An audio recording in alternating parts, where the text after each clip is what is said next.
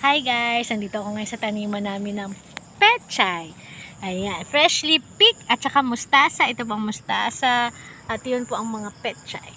Ayan po, kami ay nagsimula ni Nani ng gardening dito sa Barangay Aureliana, Patnungon, Antique. Ayan, so ito ang aming mini garden. At ito po ay paunang planting namin and experiment muna kami ng pakonti-konti na organic farming na kung saan hindi po kami gumamit dito ng fertilizer or commercial fertilizer kundi organic fertilizer na makikita nyo po sa inyong household, no? So ito po ay isang testimonial na maganda ang organic farming and also for personal consumption po muna namin dito. And later on, magkakaroon po kami ng project na kung saan Pick and Pay Project Garden dito sa Conchas Garden.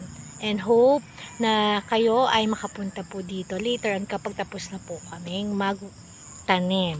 Thank you for watching. Bye!